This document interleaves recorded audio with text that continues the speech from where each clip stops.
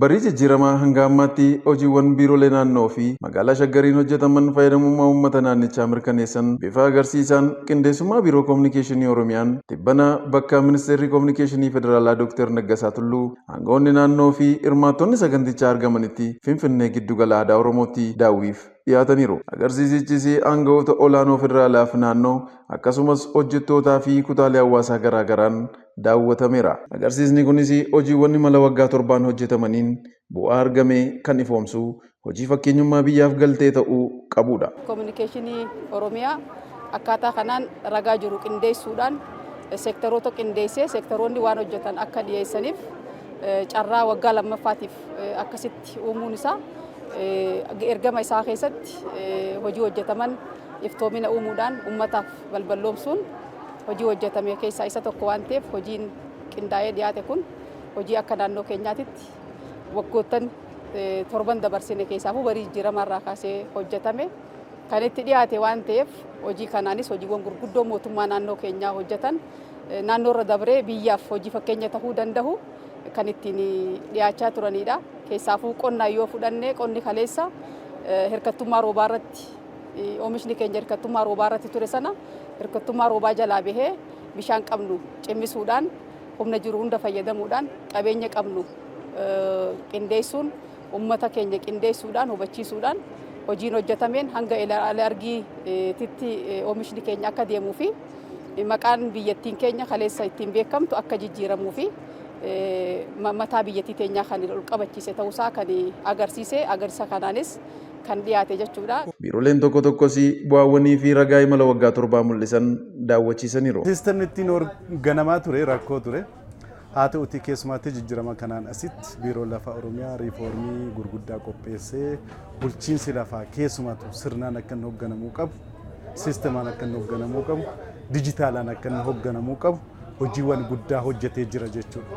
Kana keessatti bulchiinsa lafaa keessatti gama kaadastiraatiin yoo ilaalle lafti kanaan dura kallattii adda addaatiin sirni isaa laafaa ture, kaadastira osoo hin seeniin saamamaa ture, qisaasama adda addaaf gaggeeffamaa ture.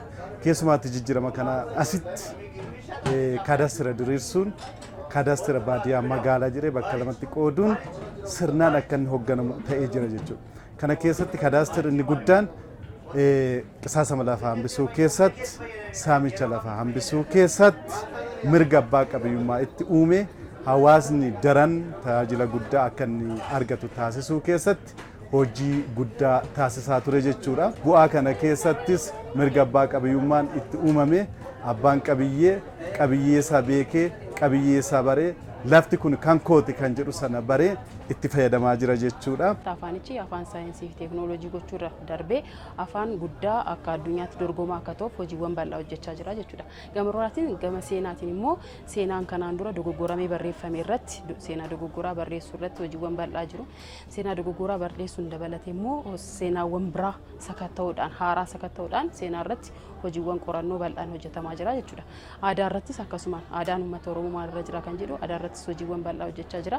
Gama aartiitiinis hojiiwwan bal'aa jira. Aartiin Oromoo bobbocni isaa shubbisni isaa maal fakkaata kan jedhu kan uummata keessa jiru sana qoratee uummata bal'aa kana bira gahaa jira jechuudha. Jaarsi dhaabbilee fayyaa keenya hawaasa keessatti gadi dhiyaatee bifa fooyya'insa qabuun kellaan fayyaa dur ittisarratti hojjetu hundinuu second generation jennee haala kenna tajaajila hunda hammateen hawaasa keenya ittisuu irrattis yaaluu irrattis haala gurmaa'een hawaasa keenya biratti akka gadi bu'u taasifamee hojiin bal'aan hojjetamaa jira. Karaa biraatiin inshuraansii fayyaa hawaasaa fudhannee hawaasni keenya ammas fayyummaan isaa harka isaa waan jiruuf jecha xiqqoo qusatee waan guddaa akka irraa fayyadamu gochuudhaaf inshuraansiin fayyaa hawaasaa hawaasa keessa babal'achuudhaan yeroo jalqabamu yeroo jijjiiramaa san miliyoona 8 fi qabxii waa kan ture amma toora miliyoona 29tti akka ol guddatu taasifamee jira. Saniin alatti immas dhiheessii qorichaatiin wajjin wal qabatee biiroon keenya kanaan dura yeroo baay'ee akka kumatamuu ni beektanii biiroon keenya inisheetivii addaa bocuudhaan yeroo jijjiiramaa kana keessatti farmaasii hawaasaa jechuudhaan hawaasa haala jiddugala ta'een farmaasiin hawaasaa kun gatii madaalawaadhaan haala hawaasa keenyaaf rakkoo dhiheessii qorichaa san furuuf jalqabamee amma 500 ol kan ta'u banamee hawaasaaf tajaajila kennaa jira. Dhaabbileen fayyaa keenya keessatti keessaa haati takkallee sababa ulfaa fi dahumsaatiin du'uu hin qabdu jedha. Kana sababa malee miti kan jedhu. jecha afaanii qofa osoo hin ta'in ammas gochaa mul'isuu waan qabnuuf jecha hospitaalli keenya hawaasa keenya jiddu galeessa godhatee baadiyyaa hunda keessa hin jiru.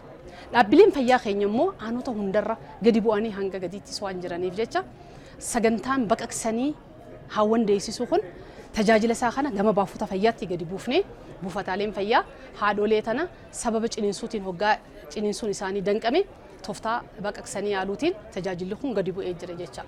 Kara biraatiin yoo kan laallu taate ammas teekinooloojii ammayyaadhaan haala addunyaan irra geesseen teekinooloojiidhaan ammayyoonee deemuu irratti yoo kan laallu taate sadarkaa addunyaan irra geesse irratti meeshaalee gurguddaa imeejingii kan akka CT scan, kan akka MRI, kan akka dialysis kanneen hawaasa keenya haala jiddu galeessa godhateen kilastaraan hawaasa keenya bira qaqqabamaa akka ta'u taasifnee jira. Akka waliigalaatti jijjiirama as seektarri keenya seektara milkii keessa jiruu fi hojii gurguddaa milkaa'inaan raawwate ta'uu isaa isin ibsuun barbaada. Agarsiisni guyyoota 3 turee goolabame kunis galmoota 5 fayyada. Exhibitionii qindoomina biiroolee dhaabbilee garaagaraa fi magaalaa Shaggariin agarsiifamaa tures maqaa gaarii naannoo keenya roga gaariin kan ijaare jechuu ni dandeenya. Kanaanis agarsiisa kanarra galmoota 5 milkeessuu dandeenyeerra jennee fudhachuu dandeenya. Tokkoffaa bu'aawwan imala badhaadhinaa waggoottan 7 darbe galmaa irratti hojii miidiyaaf kominikeeshinii bal'inaan hojjennee ijaarsa maqaa gaarii naannoo keenya sochii investimentii naannoo keenya jiru sochii misoomaa naannoo keenya jiru potenshaala naannoon keenya qabdu kan irratti argisiifne waan ta'eef hojii miidiyaa kominikeeshinii karaa milkaa'ina qabuun hojjenneerra. Kanaanis bu'aa arganneerra jennee amanna. Lammaffaa imalli badhaadhinaa eegalle ragaan deeggaramuun ijaarsa eegareef bu'uura kaa'aa jiraachuusaas kan irratti agarsiifne jira. Sadaffaa biirooleen hojimaata ragaa kuusuu, tursiisuu fi ragaa agarsiisuu akka shaakalan taasisee jira. Afraffaa ragaawwan ammayyeessuun wajjin wal qabatee ijaarsa dijitaal Oromiyaadhaafis bu'uura kan buusee jira. Shanaffaan biirooleen hojii isaanii irratti iftoomina uumuu fi tajaajilamarraa yaadaaf galtee hojii fudhachuuf kan gargaare sagantaa waloomaan milkaa'e. Muuxannoo kan qooduu qindoomina tolchuu ragaa kan kuusuu fi barsiisuu ta'uun agarsiisa kanarraa hubatameera. Tokkummaadhaan gaafa hojjetan guddina biyya keenyaatii fi bu'aa guddaa waan qabuu fi wantoota wajjin hojjechuu danda'an illee hin baru. Ittaansee immoo muuxannoo gaggaarii walirraa fudhatu jechuudha.